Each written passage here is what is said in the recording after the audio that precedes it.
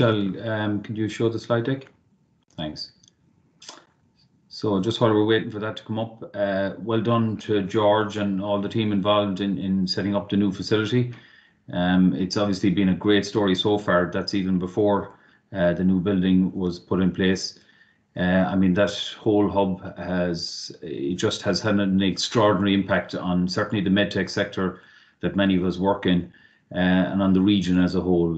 You know, some of those examples you gave, there's some fantastic stories and successes. They didn't happen overnight. They happened over a lot of years, and many of them started with you know, people taking a small space or even a desk in the iHub, connecting with people in corridors and canteens, making relationships, and maybe rejoining in other formats in later life in other companies even.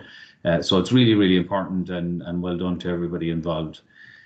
So what happens inside the doors then, I suppose, of the medtech companies is, and there's a lot of experienced people with a lot of experiences on the line here at the moment, that know that things like getting yourself CE marked under medical device regulations is one of those challenges that has to happen many times behind those doors, and with a lot of hard work. So I'm just going to touch very briefly, and I mean, that's all you can do in a few minutes here, on the medical device regulation, and particularly from a startup innovation company type perspective in terms of the bigger chunks of work that need to be done in the coming months as the medical device regulation comes into force in May of 2021.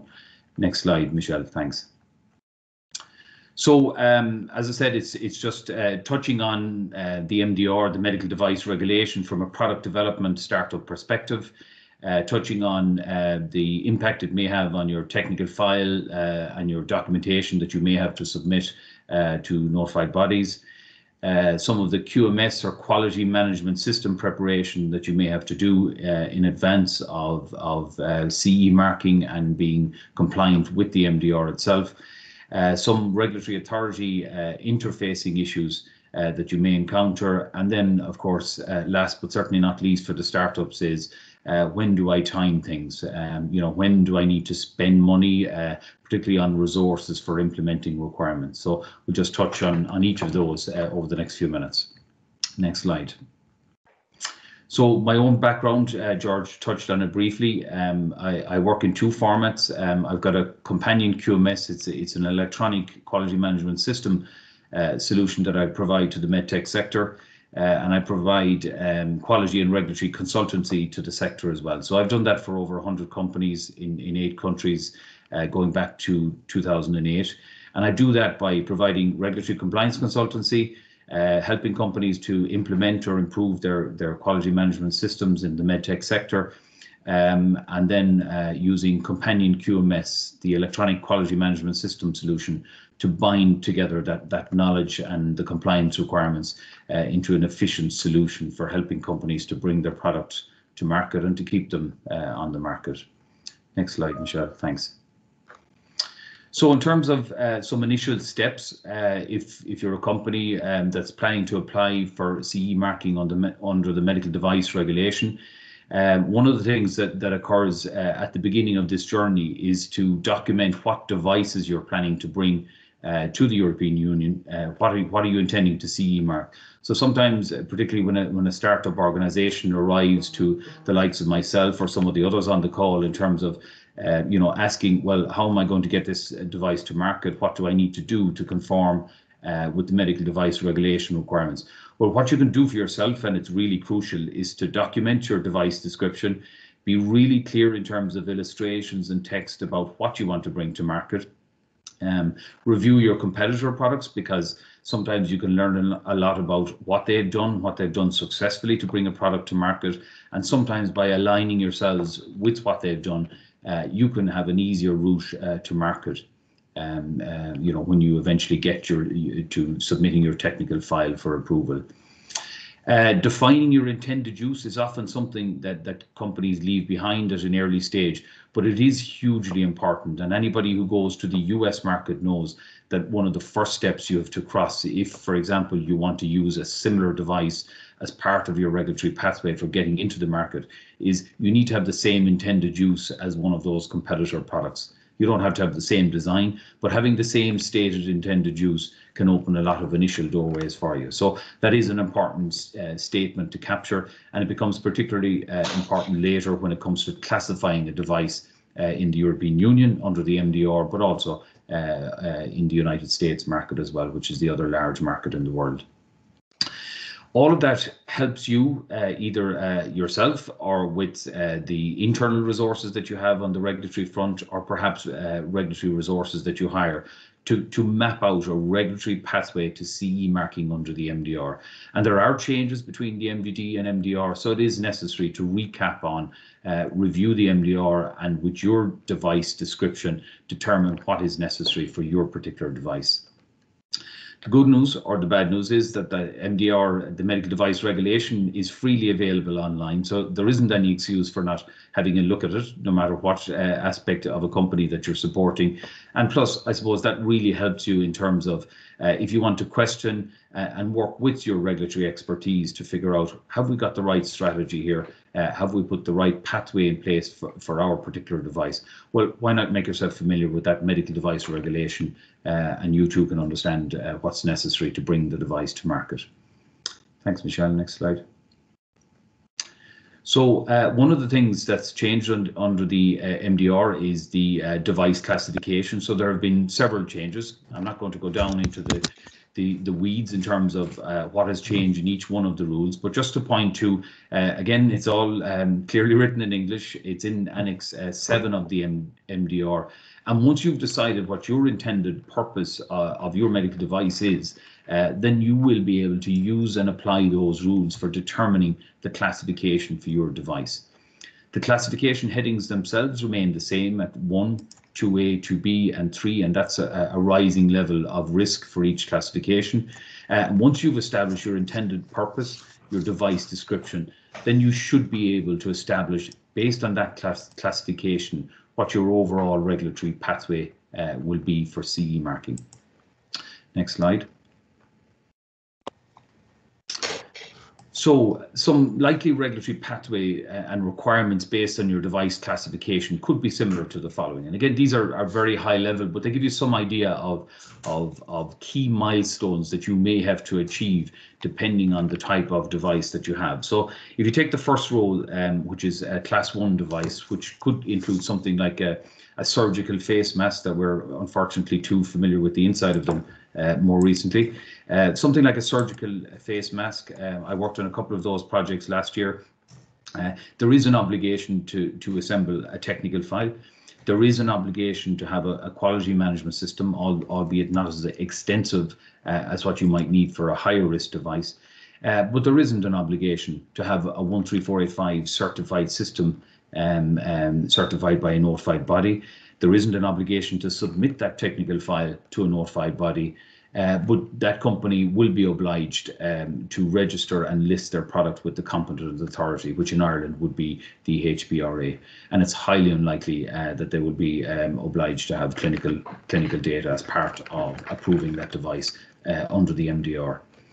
At the other end of the scale, in the bottom row, a class 3 device, the requirements are much more extensive. The technical file, while on the outside may look similar, certainly the level of detail required within a technical file for a higher risk device will be significantly more than what you would need for a lower class of device. Similarly, for a quality management system, while the overall framework might be similar, the actual internal requirements and control in a risk-based approach will be much more extensive. You will be obliged to have an ISO 13485 certified system and a notified body of your choice, providing they're MDR designated, can provide you with that 13485 certification. You will also be obliged to submit a technical file, which is in a nutshell is a summary of what's happened in your design control process. You will be obliged to submit that to the notified body for their approval and concurrence with your recommendation that this device should be CE marked. And by virtue of the fact that you're going to need clinical data and proof to back up this device, you will be engaging with competent authorities, possibly Ireland and elsewhere, if you run clinical trials in other jurisdictions. One of the things that is coming up for companies that are now on this journey to MDR compliance is that there's has been new expert committees formed by the European Union to review whether our clinical strategies and data is sufficient for placing devices on the market. So those committees have literally been formed in the last few weeks, and companies have now started engaging with those expert committees to determine whether they've got a clinical pathway that's going to be appropriate for approval under the MDR. Next slide, Michelle. So how do I prepare an MDR compliant technical file? Well, there is a significant amount of detail to doing this and achieving it, but you can certainly help yourself by taking an approach of preparing a technical documentation template at the earliest opportunity, because there is so much to take on board that it is certainly necessary to determine what the goalposts are, to map that out in a template. And you can do that by reviewing the MDR requirements themselves, seeking out within that legislation, wherever it mentions technical documentation, determine, is that something that I need to put into my template and into my end requirements? Notified bodies can be really helpful in this regard now. A lot of them have taken a very welcome initiative to actually provide you with an overall template of what their expectations are in regard to what you need in a submission to them. So that's very helpful, and I would recommend that any company that is engaging with a notified body seeks out any specific requirements they have. You may find that they've already got a prepared template for you. There's also existing medical device coordination group guidance available, and all of these items are available freely online if you search for them. And the old MedTech guidance is also still available. So if you Google that, you should be able to find what you need for creating the technical documentation that you need for the MDR.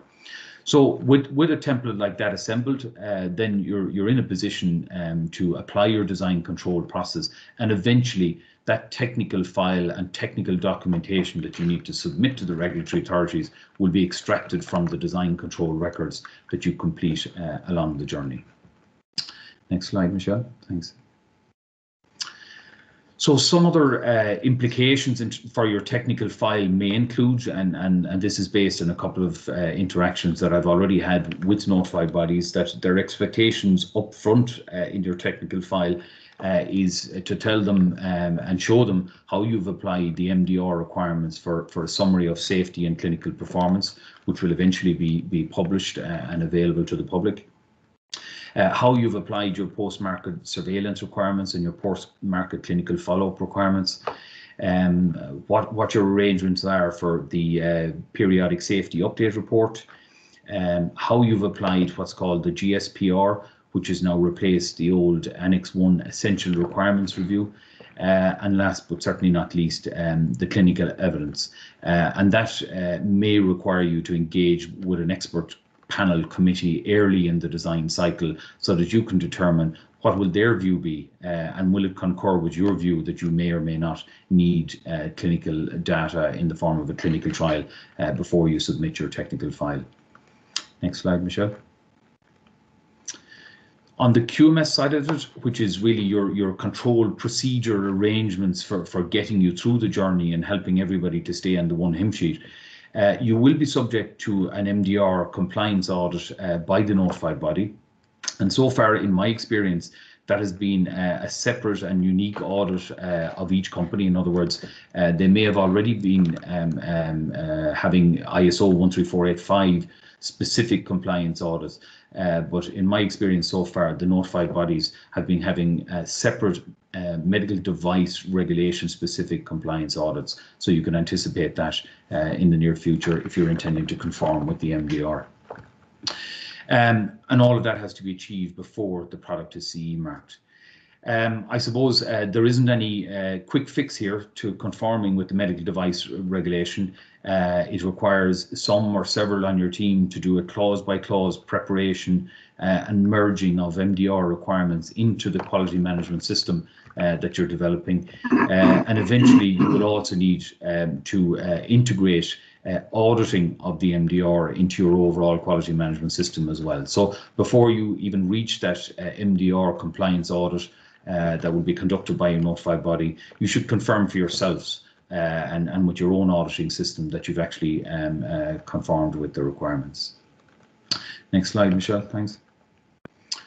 So other watchouts along the way are that not all notified bodies are medical device regulation designated, and again, this is something that you can find on the internet. It's updating almost monthly at this stage in terms of who has been successfully designated to apply the MDR. So this has come as a big shock to a couple of my clients, where they've kicked the can down the road and assumed maybe that a notified body that they were working with would be MDR designated, and that may not occur. So we're very close to the deadline now, and if somebody hasn't been MDR designated already, then I think you need to choose carefully if you haven't already selected a notified body to go forward with. In overall terms, I would certainly say seek some performance references about notified bodies from your peer group, and that's where the likes of the iHub can be very, very helpful. It only takes a short conversation with some of your neighbours, whether it's virtually or otherwise, to just see what their experiences have been with notified bodies. Some have significantly stepped up performance and others less so over the years. So I think it's really important that you choose carefully. The other significant watch out is to watch that notified body that you choose, this really vital partner that you're going to need for the next few years, has a technical competence for your product. And that's also listed in a general way under the MDR designation on the European Union website, ec.europa.eu. But you should also, again, as part of your referencing, see, do they really have that expertise in, it could be software, orthopedics, or whatever it is that your device is working towards.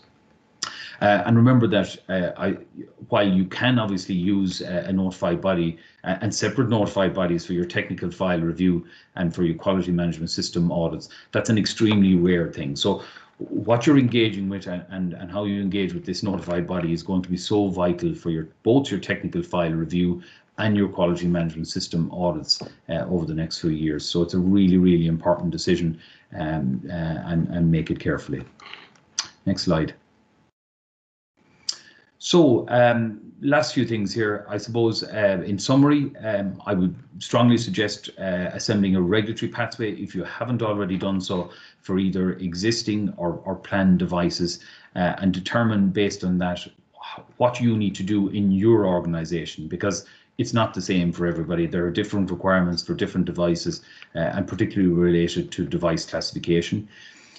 Clinical requirements, this could turn out to be very significant in terms of your pathway to approval. So it's very important that you, as early as possible, get the clinical expertise on board that you need for your product, determine your strategy, and it may require you, and this is where maybe the clinical expertise can advise you, it may require you to engage with an expert committee sooner rather than later to determine whether your clinical strategy is likely to wash, so to speak, when you submit your technical file. Obviously, as a startup company, you will have project goals. Align your MDR milestones with that.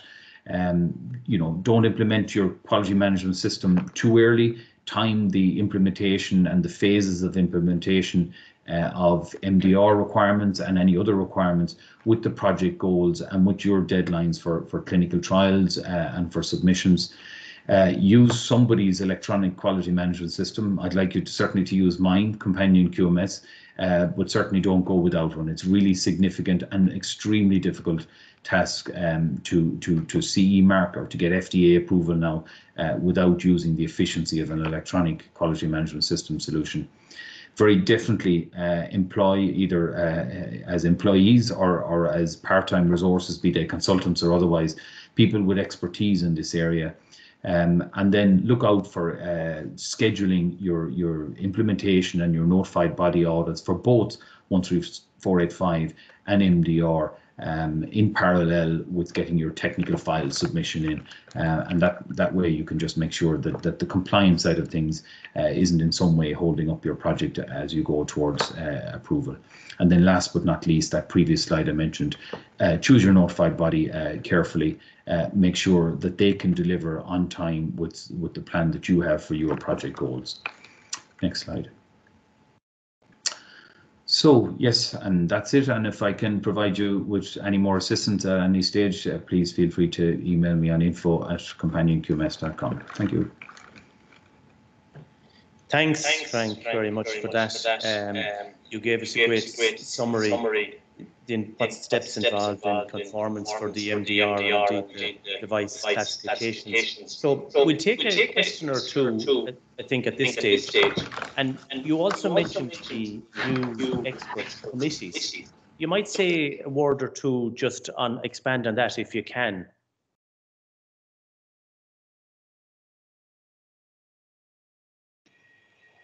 Frank, sorry, you're on mute.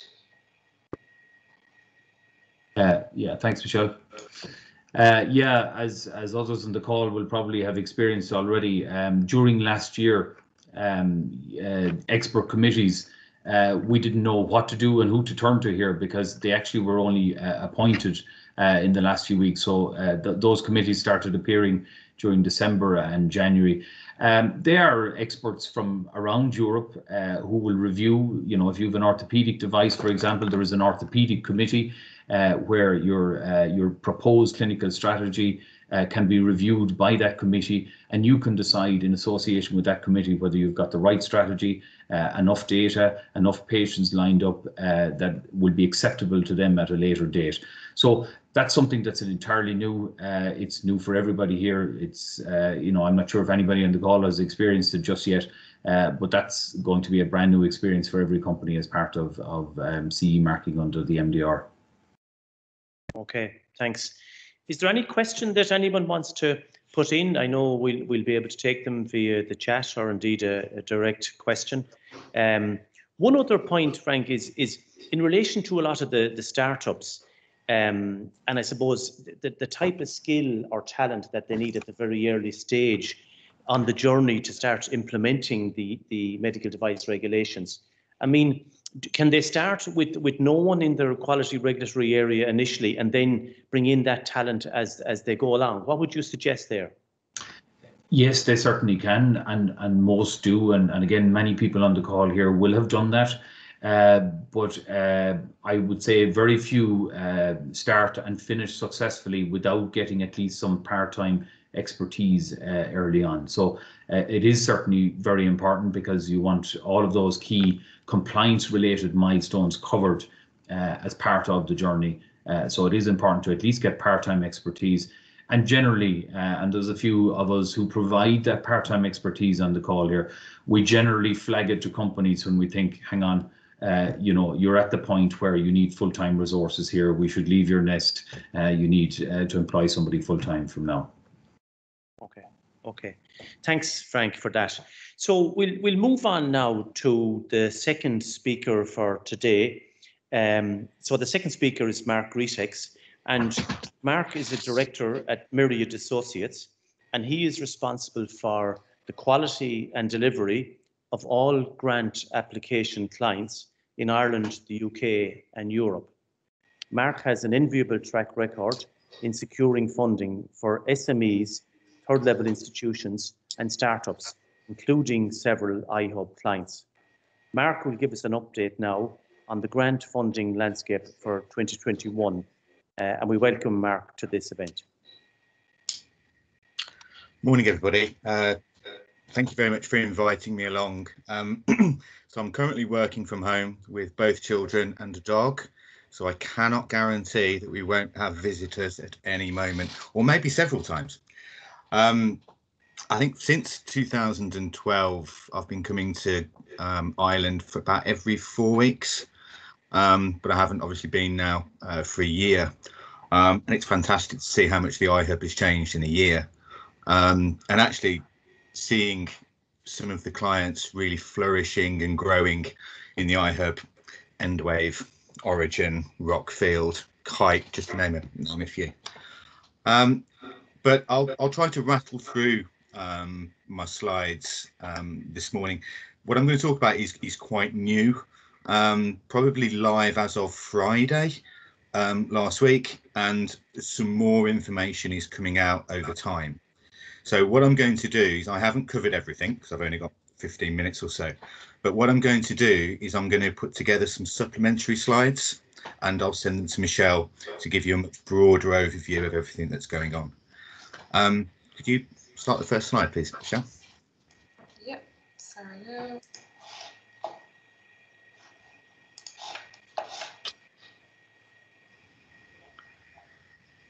Yeah, could you go on to the next slide, please? Yeah, so what I'm just going to go through this morning is a quick overview about how things have changed, really. And then I'm going to talk a little bit about some of the developments from Horizon Europe, a little bit about Enterprise Ireland, and I probably won't get time to go through the team details at the end. Can you go on to the next slide, please, Michelle? So the big change is Horizon 2020 fundamentally finished in December, and the new incarnation is Horizon Europe, circa 100 billion in funding, and it's split really into 3 pillars. I'm going to focus mainly on pillar 3 today, but in the supplementary slides that I send round, I'll also put some information about pillar 1 and pillar 2.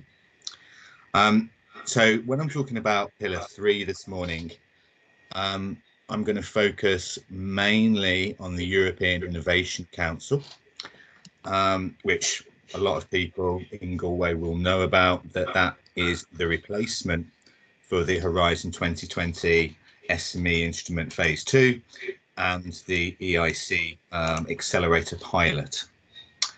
Could you go to the next slide, please? So the EIC program, which before was the EIC accelerator and the fast track to innovation, has completely changed. Unfortunately, the fast track to innovation is no more, which is a shame because it's been very popular in MedTech in Galway. But the EIC now has been split into 3 different segments. It's the Pathfinder, Transition, and Accelerator.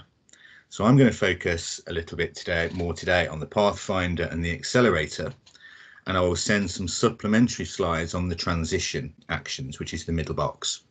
Now, I think there has been some information released on transition actions yesterday, which I think will be very interesting for not only GMIT, but also the companies in the iHub, because it provides a really nice opportunity for an innovation partnership and funding for those 2 entities to work together.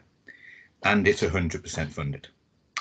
So I will send some supplementary slides around about that afterwards. Could you go on to the next slide, please? So firstly, I'll go through the Pathfinder. So what you'll find is quite a change within Horizon Europe is whenever they bring out a new competition, they will generally split that competition into 2.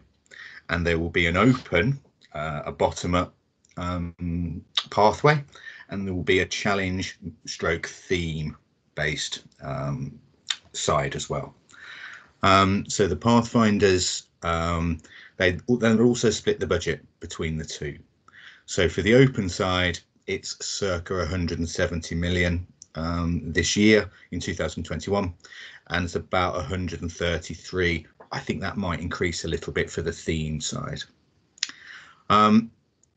It's generally up to about a 3 million budget per project, but there are specific cases where that can be up to 4 million. It requires a consortium approach, and that requires 3 different legal entities from 3 different member or associated countries. Now that's solely for eligibility purposes. Interesting point here is the UK is an eligible country. However, if you are looking to have the UK in your consortium, please don't rely on their inclusion for eligibility, because it is a moving feast. Also, US companies are eligible partners, but they will be unable to sign the grant agreement and receive direct monies from the Commission. Academic and enterprise, or basically academic and for-profit companies are eligible, and the projects are deemed to span technology readiness levels 1 to 4. But that doesn't mean you have to be at 1 and transition to 4. You can be at anywhere in between. I would say technology readiness level 4 would not include preclinical. I would say that would be benchtop only.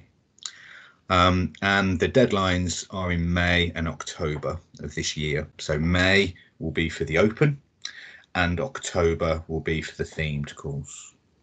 Next slide, please. So there are a variety of these challenges within the Pathfinder. Again, I won't go through all of them. I'll just go through a couple of them.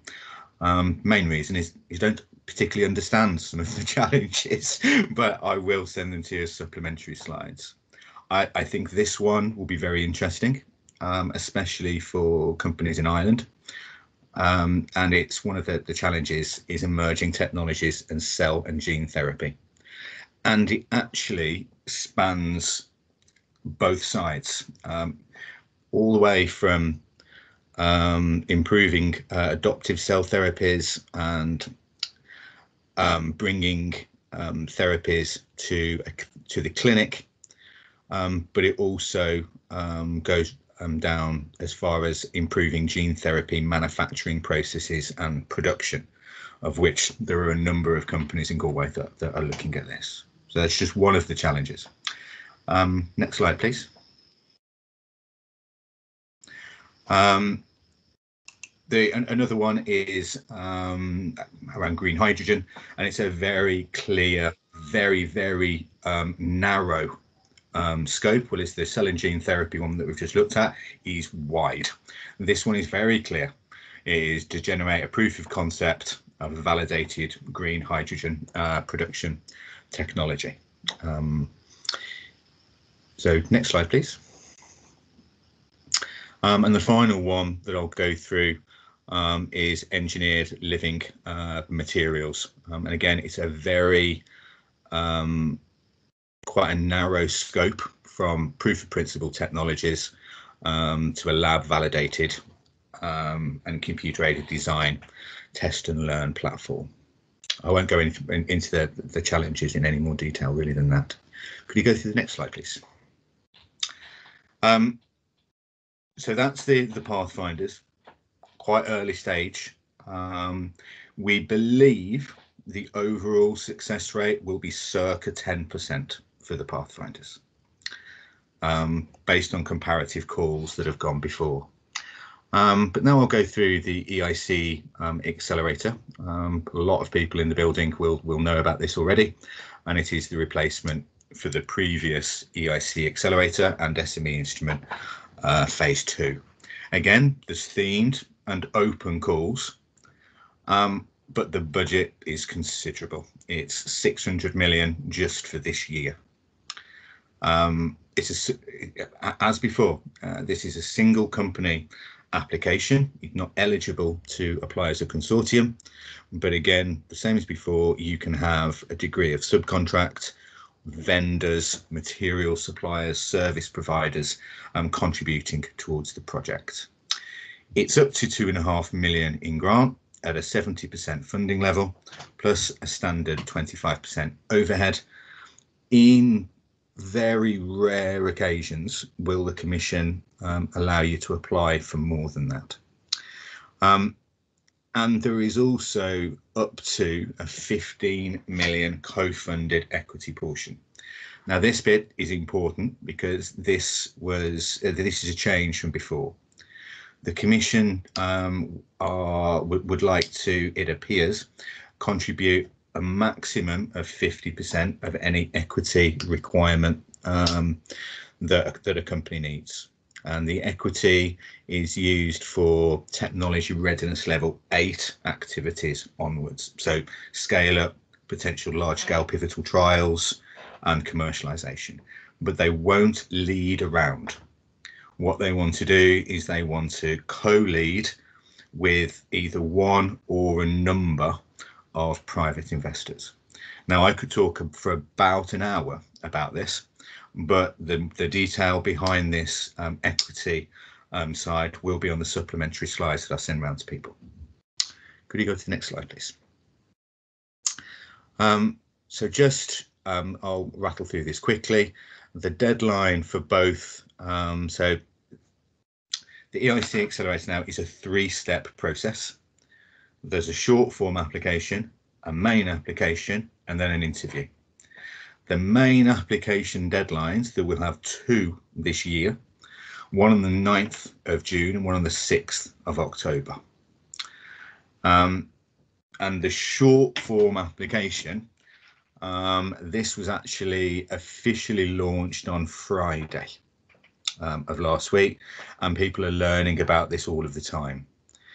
So for this short form application, the European Commission, in partnership with a private company, have developed an AI screening tool that you input some data points onto a tool, and it will provide you and the evaluators with a rank between A and D, A being the highest and D being the lowest, of how technically advanced your concept is and how innovative your concept is.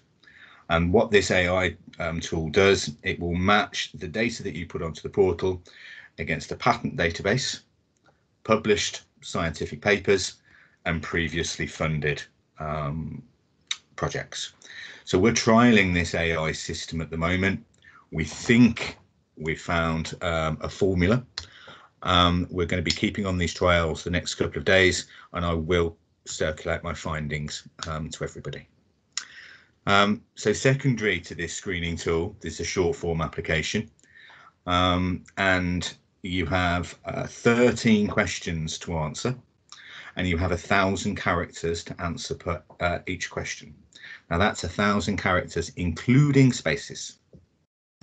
There is also a 10-slide associated PowerPoint and a 3-minute video.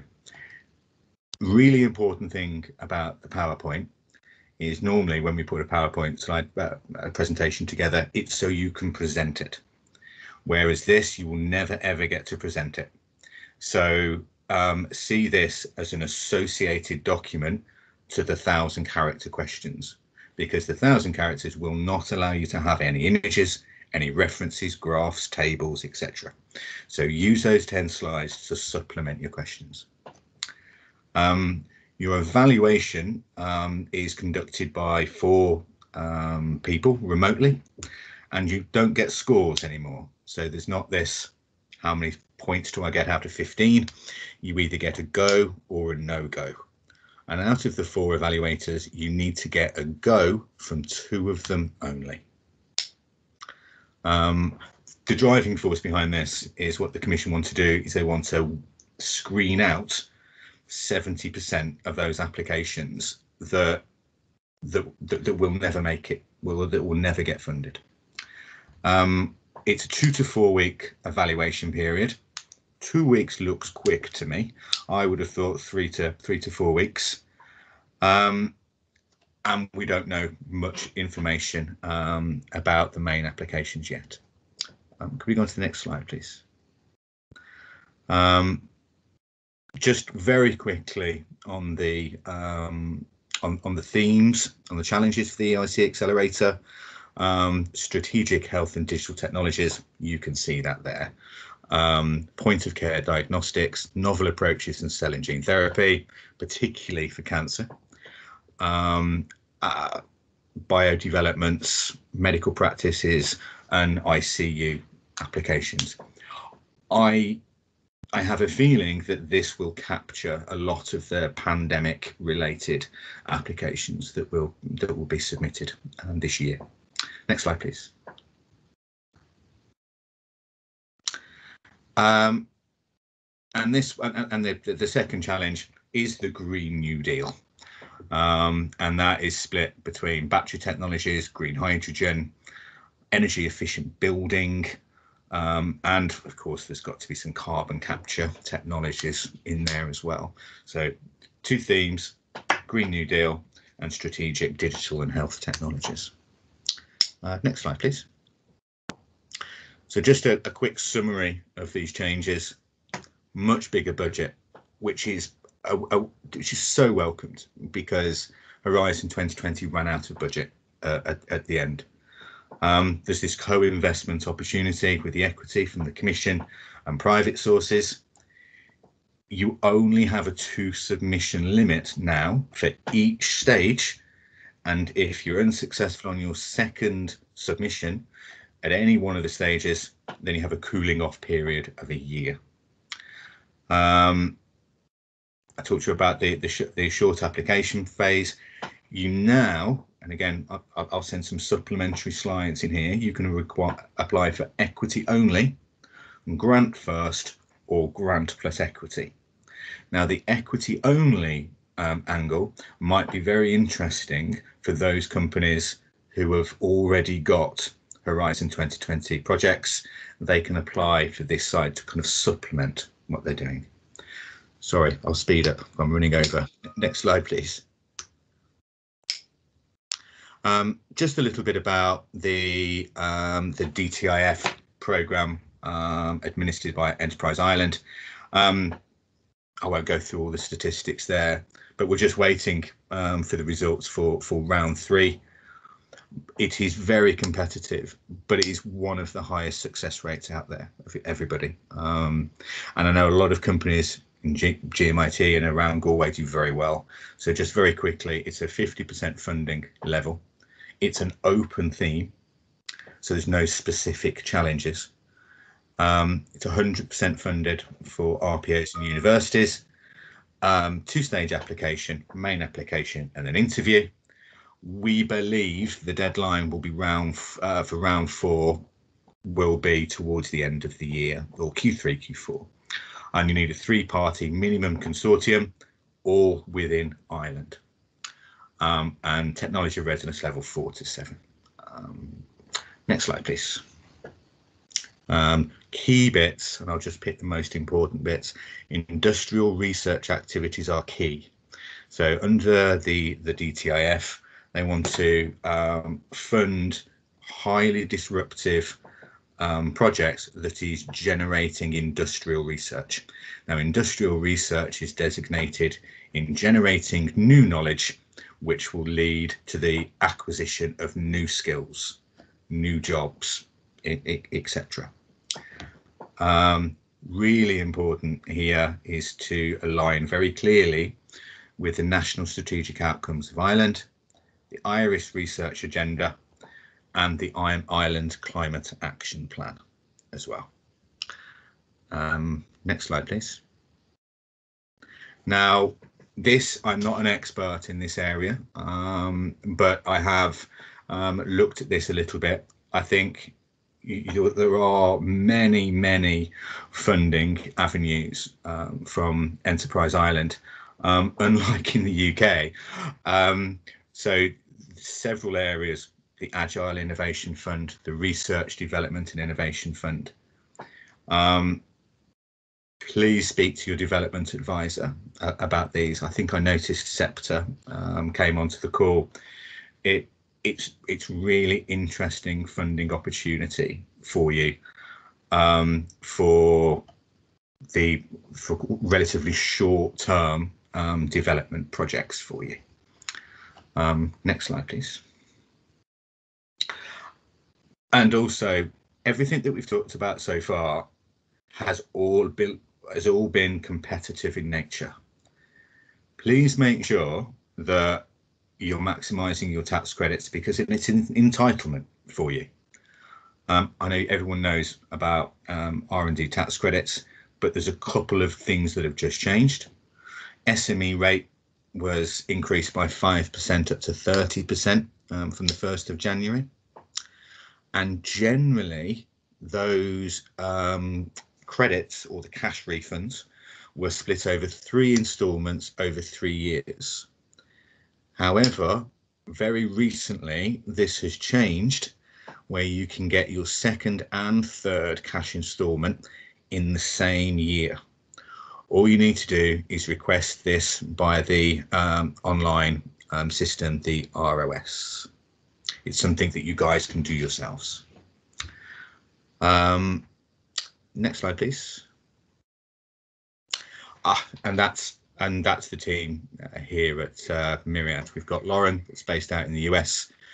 Ratman and myself are based in the UK.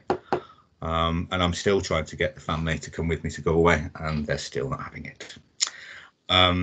That's all I've got to say. Thank you very much. Any questions would be welcome. Thanks very much, Marc. And maybe Michelle, we'd bring on Marc and Frank, just as a couple of questions have come in here. So yeah, and Marc, we should do something about getting you to Galway. My God, I see it's a passion of yours there. So you've been over here often enough. We should be able to do something to get you here permanently. Just a question that has come in for you, Marc, in relation to, and you've given us a good overview on the new Horizon Europe details, particularly the Pillar 3. And I noted that you'll send some supplementary information on Pillar 1 and 2, which we will send out to the audience for you. And thanks for that.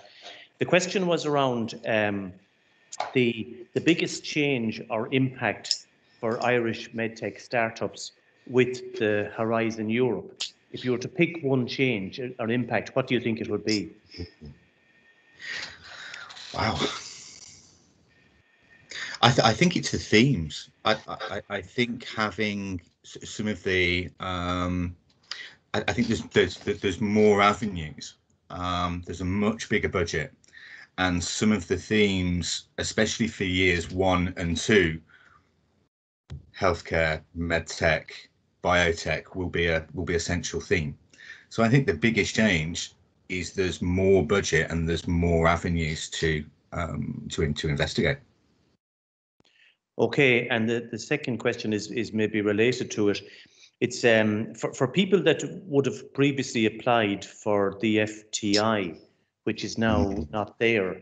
You know, where do they go now? What's the appropriate pitch for them? Well, it's unfortunate that the FTI is no longer, and actually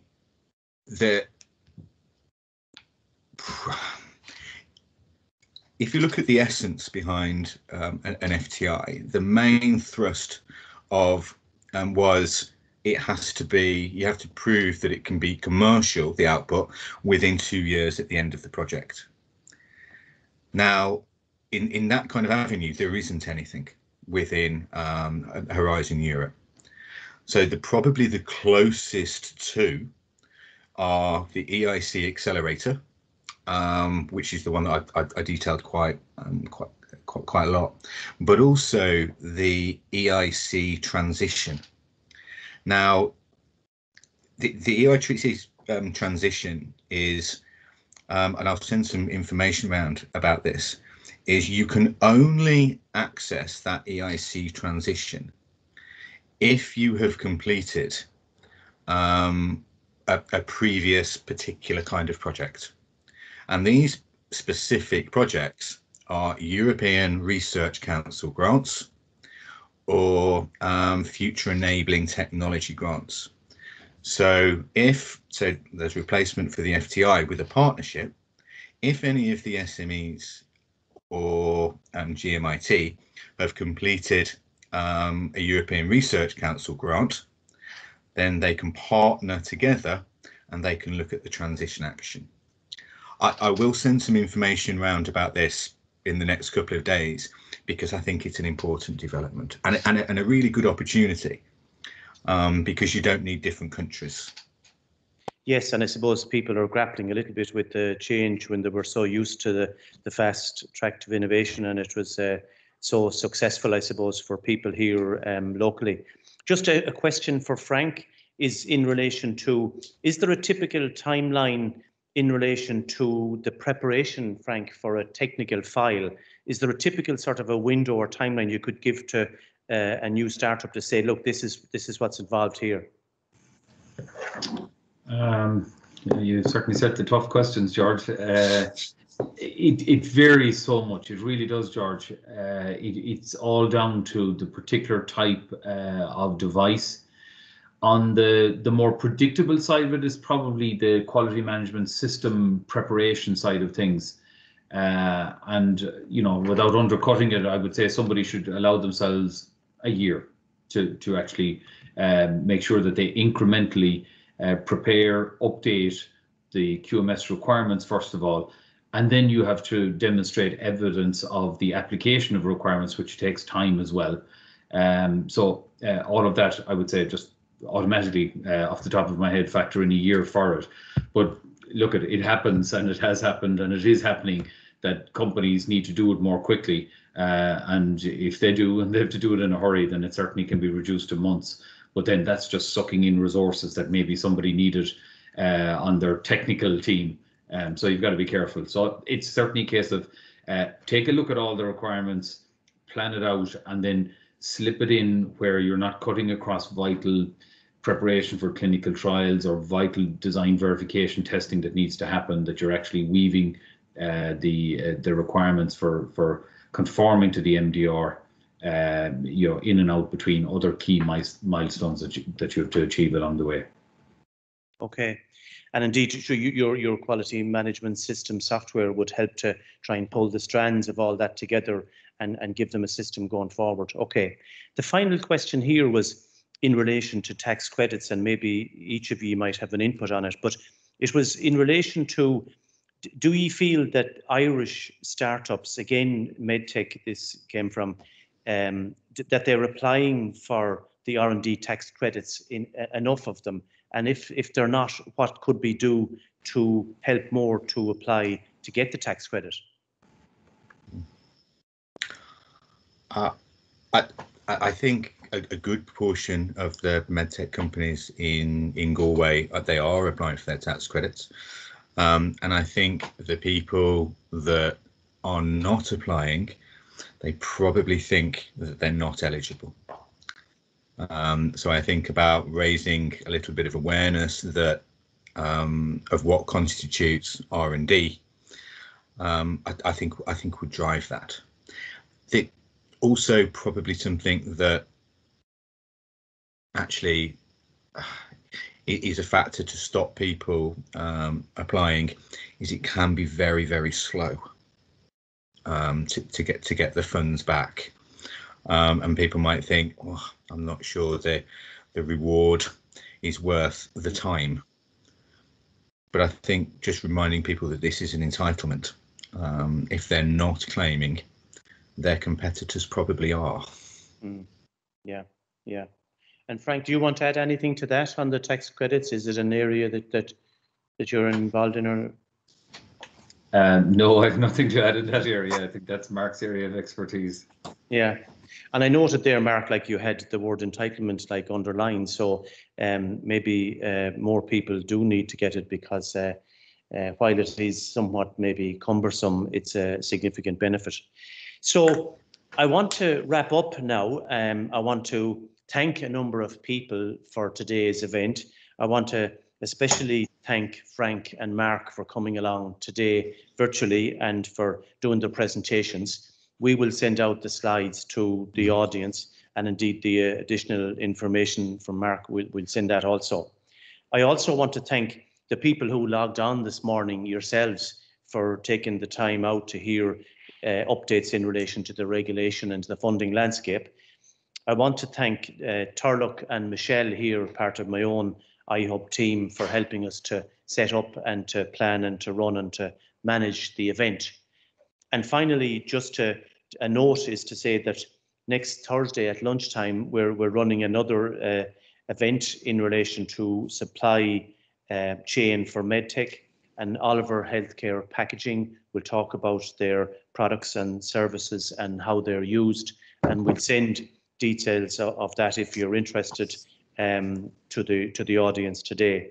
So look, without further ado, I'd like to thank everyone for coming along, and looking forward to the day and time when we can bring you into the iHub building and actually do the tours post-COVID. Thank you very much.